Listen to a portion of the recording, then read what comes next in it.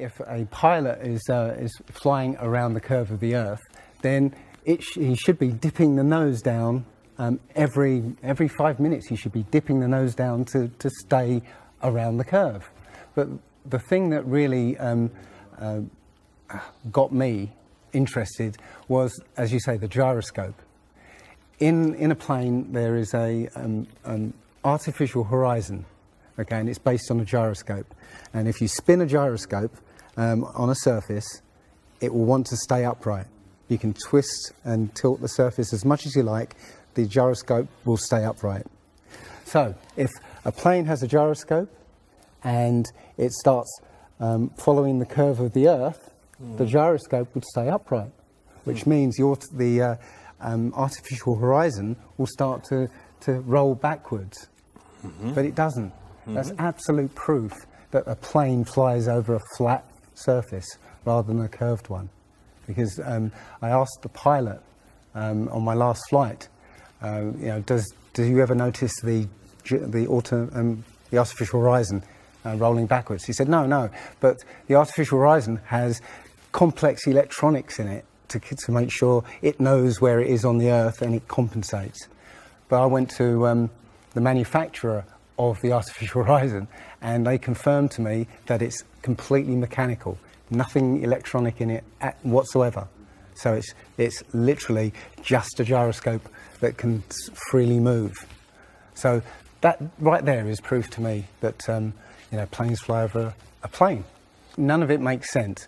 The problem is that we're taught as children, you know, this ball earth lie.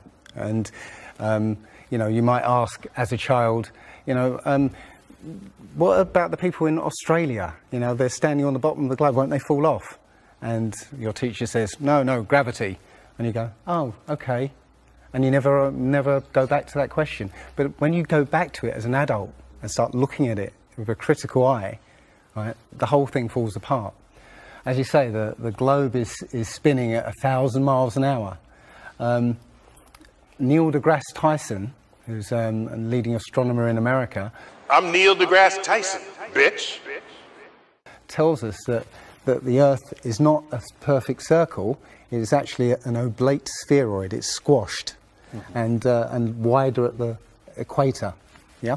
So Earth, throughout its life, even when it formed, it was spinning, and it got a little wider at the equator than it does at the poles. So it's not actually a sphere.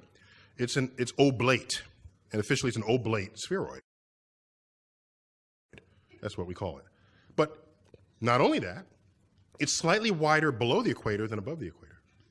A little chubbier. A little chubbier. Yeah. Chubby's a good way. It's like pear-shaped. So my question to him would be, why is there land at the equator? Because water will move more readily than rock. So if the Earth is spinning, the water will be collected at the equator. I mean, if you spin a wet tennis ball, okay, you spin a wet tennis ball, the water shoots off at the equator, essentially. So all the water will be gathered around the equator. So why is there land at the equator? Doesn't make any sense. The other thing that's about the spinning Earth is looking at the stars. Now, directly above the axis of spin is the pole star, Polaris, okay, directly over the North Pole. And we're told that the reason that all the stars spin around the North Star is because the Earth is spinning at 1,000 miles an hour. Okay, seems to make sense, because if you put a long exposure camera pointing at the North Star, you'll see the stars will make perfect circles around, perfect star trails. The only problem is the Earth is also orbiting the Sun at 67,000 miles an hour. Okay, the Sun is moving, dragging the Earth and all the planets up that way or that way at 600,000 miles an hour. So why do we see perfect circles? You know, because that's the slowest speed, that's slowest motion in that mix, And yet the Earth is moving 67 times faster that way and 600 times faster that way. So you should see the stars do all sorts of strange motions, but you don't. You only see them make these perfect circles. That tells me that it's the stars that are moving, not the Earth. The thing is, what the scientists will give you is calculations and and theories why that happens. But we have experience. We see things and they either make sense or they don't make sense.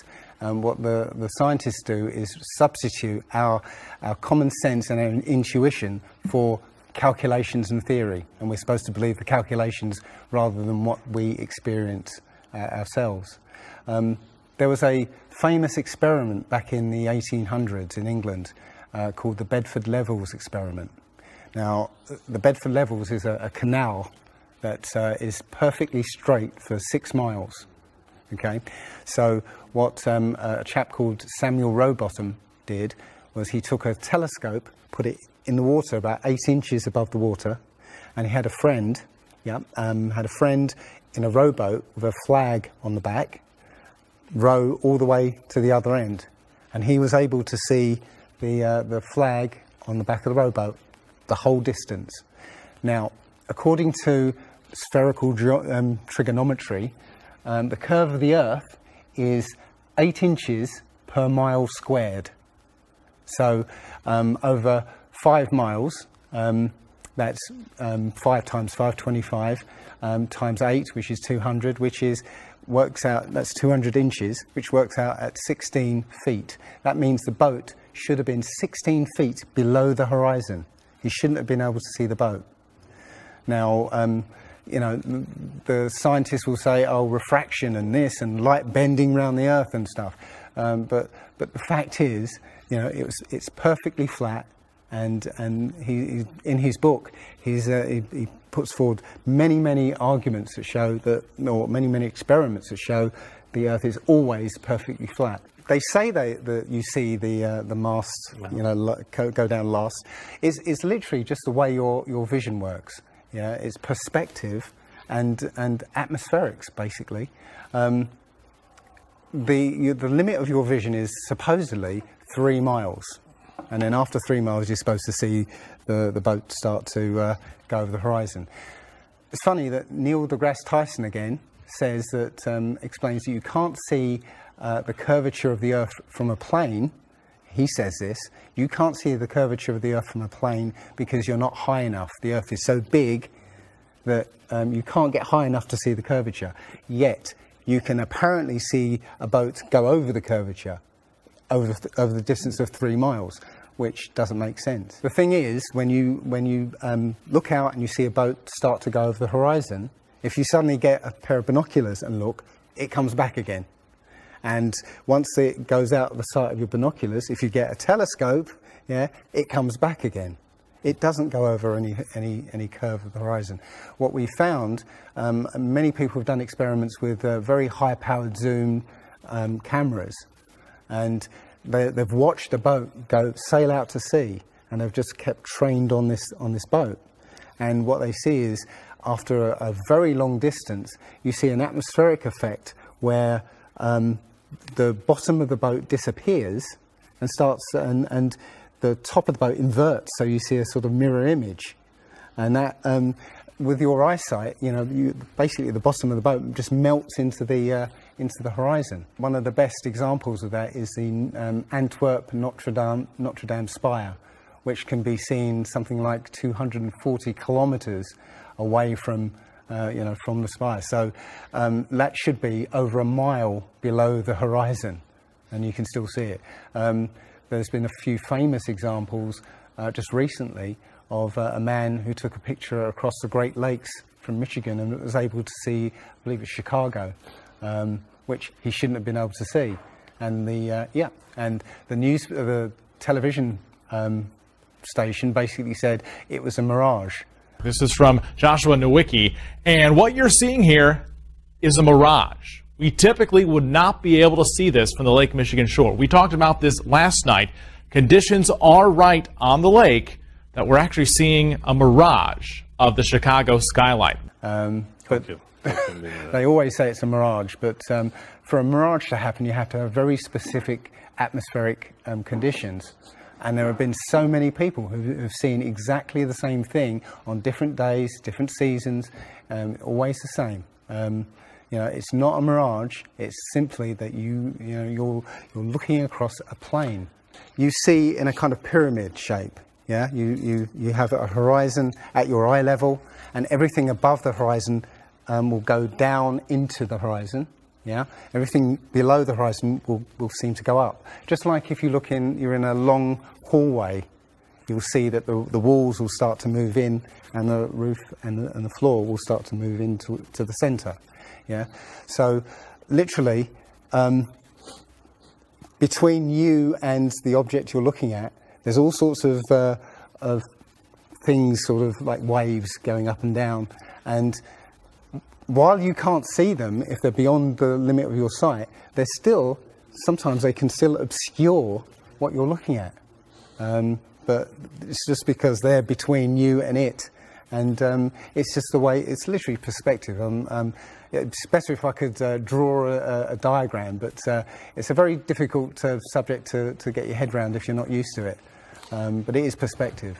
One sort of other proof is there's a place in Bolivia called Salar de Uyuni, which is a salt flat. It's literally 100 miles wide one way and 80 miles across. And it's perfectly flat. And when it rains, literally you get an inch of water and it looks like a perfect mirror. Now, how does that happen on a sphere? Yeah, it shows you that, you know, if you're one end of this salt flat, you can see perfectly clearly the other end 100 miles away. So it's just showing you that, you know, the Earth is flat, and without the effect of the waves in the sea, you'll be able to see a whole lot further. If you were to go to NASA and download one of their photos of the Earth in the moon's sky and put it in Photoshop, okay, drop the saturation and the levels down, you'll see that the Earth has been pasted in, because you'll see a rectangular box around the Earth. It's all fraud, it's all fake. Pretty much everything NASA puts out is fraudulent. There are no images of Earth from space. The only one that NASA actually claims is a photograph was from 1972, and it's the famous picture. It's got Africa sort of near the top, and it's the same picture they've been using for the last 40 or 50 years in every textbook. Every other image is what they call a composite. It's Photoshop. There was another layer to sort of simulate the atmosphere. And then there's this little bright spot. It's called the specular highlight. So it's the reflection of sunlight off of water. Those are the pieces, but you can't just slap them all together. It just didn't look realistic. It looks kind of flat, or the clouds are sort of too see-through. So I just hit Command Z a lot. There's artistry to creating the world. What I imagine it to be. Unfortunately, I'm not an astronaut. I've never been to space. But I've looked at these images over and over again, trying to sort of get the essence of it. It is photoshopped, but it's has to be. It is photoshopped, but it's has to be. It is photoshopped, but it's has to be. It is photoshopped, but it's has to be. And many of us have been looking at these images of Earth, including the one they called the Big Blue Marble, which was released in 2002, I think. Again, when you zoom into it with Photoshop, you'll see where they've used the clone tool in Photoshop to take a picture of one of the clouds and stamp it in various places around the picture. They got lazy. In another image, they've even Photoshopped the word sex in the clouds, which is a subliminal tool they use to get people to sort of relate to something. They literally, you can look at this and you can find it on NASA's website. In a video I'm working on at the moment, I've got video from what they call the Galileo space probe, as it left Earth, it took a series of shots of Earth, apparently. And you see that over the course of 25 hours, the clouds never move. Okay. Now, I happened to find some pictures of satellite pictures of Earth, and I noticed that in these separately taken satellite shots, the clouds were exactly the same as the ones in the in this Galileo shot. So it's a cloud map.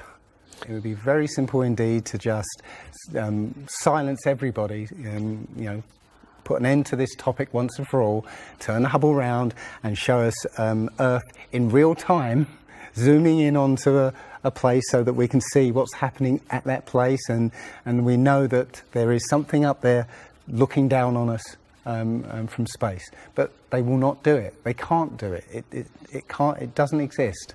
It literally doesn't exist. When you go onto the plane tracking software, you'll see hundreds and hundreds of flights over the northern hemisphere, and you can track those flights from beginning to end. When you look at any flight in the southern hemisphere, what you'll find is the flight takes off and disappears off the tracking, usually about an hour after takeoff, and then later on will reappear an hour before landing. Now, there's no explanation for it. I mean, the point is that distances are very different, and distances and flight plans are very different on the flat Earth than they are on the ball. And when you look at flights in the southern hemisphere, they make some really crazy, you know, sort of deviations. So, for instance, if we look on here, let's say a flight from Cape Town over here to Australia, say Sydney in Australia, they will take you to Dubai first, somewhere around here. Yes. Just recently, there was a case of a woman who was pregnant on a flight, and she was her waters broke on the flight, and I think it was from the Philippines to Los Angeles. Mm-hmm. And again, if you look on this map, you're from around here somewhere to here. Okay. Now they were flying across, and literally her waters broke, and they had to divert. They had to land. So instead of either going back to the Philippines or going on to Los Angeles, they landed in Alaska. Which again, if you look on the flat map, it's again a straight path. Santiago, Chile to Australia, mm-hmm. right? Will usually stop in Los Angeles. Again, you can see on the flat map that it's again a straight path. It all seems to make sense, and if the only thing that would sort of confirm it or disprove it would be GPS. But you know, hey ho, GPS doesn't work in the southern hemisphere. This is an issue because there have been a few people who said they've taken flights that have taken only 14 hours, and they're direct flights from Australia to South America. Now, somebody has actually redrawn the flat map to take into account these you know, the distances, and apparently the distances work out. I haven't seen the map myself, but you know, I should be looking further into it. But yes, up until these people came forward, and again, I haven't seen any real evidence that they have taken these flights. They told me they've taken these flights, but who knows? They can actually advertise a flight that's direct. You know, they can price it out of the range of most people to take, and then if anybody does take it, they could cancel it. I don't think any flights actually fly directly over the North Pole at all. I think they skirt the North Pole, mm-hmm. but I don't think they fly directly over the actual pole. So mm-hmm. I don't know if it's to do with magnetics. The only thing I do know is that nothing flies over the South Pole, because again, on a flat map, the South Pole, the continent of Antarctica is the ring around the Earth. So you can't fly over the ring and get anywhere. That's why we're not allowed to go there. We're not allowed to go there. I mean, think about it. It's the only treaty that's all these countries have signed and never broken and completely agreed on. It's the only one. And what treaty is there that everybody's agreed on? We're being kept away from it for a reason. They have some scientific bases there, and literally it's controlled by the military. If you try and go there by yourself, you will be sort of picked up and escorted back. There was a guy called Jarls Anderhoy who tried to take a mission to the Antarctica, and he was picked up and taken back by the military. It's a good reason, because they don't want you finding out what's beyond. Admiral Byrd he actually did four expeditions, and most of them were military expeditions with huge military groups. Thousands of people, planes, boats, the works. And yes, he confirms in an interview that he discovered a continent as big as the continental United States out there, that was with warm water lakes and mountains and everything, that was completely uninhabited. And he described it as the other side of the South Pole to Middle America. So on the globe, that means it would be somewhere in the Indian Ocean. There's a huge continent that nobody knows about. So yeah, there's more going on than meets the eye. The other thing is, after Admiral Byrd came back after his last expedition, Antarctica was sealed off, and both America and the Russians started firing nuclear missiles straight up. Now, in America, that was called Operation Fishbowl, and it came under something called Project Dominic. Well, Fishbowl makes sense, because it seems like Admiral Byrd found the edge of the dome, okay, while he was out there. And as soon as he left there, they started firing missiles straight up, I believe, to try and test how far that dome went. If you look at the footage of these explosions, what you'll see is an explosion. Well, when a bomb goes off in midair, it's a fireball. It expands in all directions and mostly up. Okay. Now, if you look at these explosions on Operation Fishbowl, they explode outwards in a ring, which means it's exploding against something, because it can't rise with the heat. So it's exploding against something and exploding outwards. Okay. And the middle of the explosion, you'll see it glows, hot, and then it cools over time. So it looks to me like they were exploding against a dome.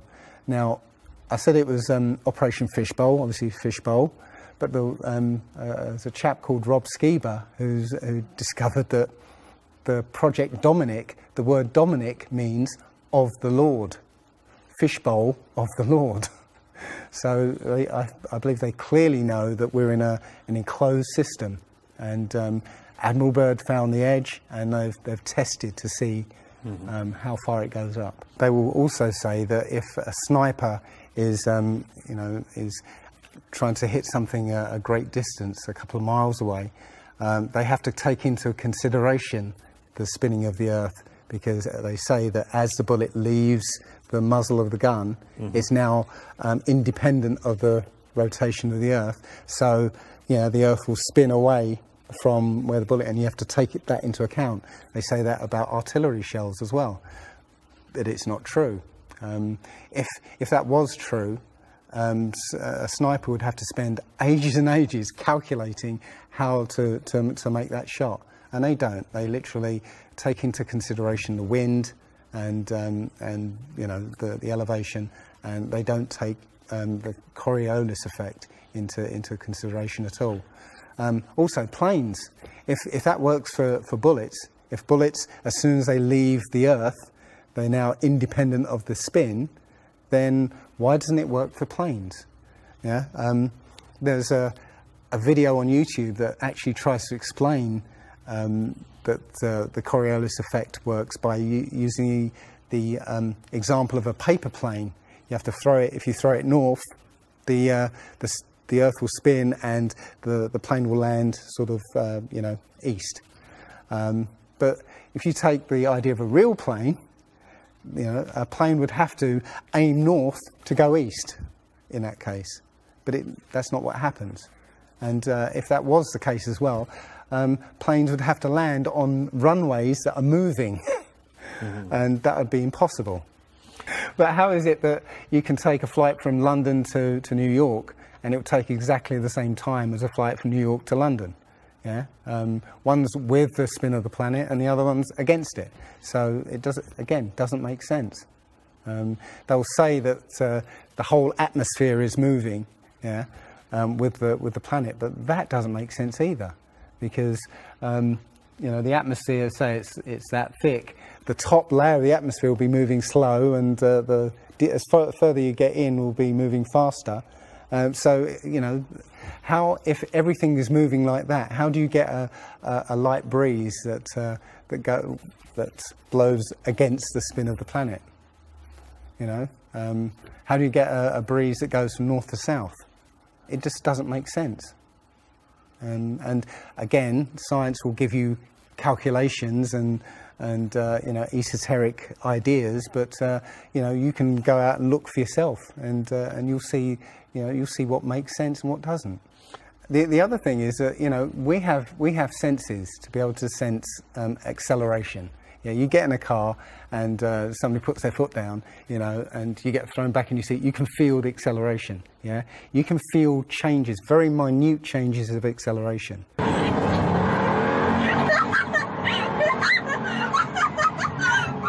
Yeah. So how is it that if you live up here in Macedonia, yeah, which is spinning at maybe 700 miles an hour, yeah, because the speed it's spinning is slower than this speed. So if you took a flight down to Africa, yeah, on the equator, why don't you feel the change in acceleration? Yeah, so why don't you feel the change in acceleration? You know, you have these senses that will register the slightest change, yeah? But you get off the plane there and you don't feel dizzy, you know, because now you're moving a lot faster. So, no, it doesn't make sense.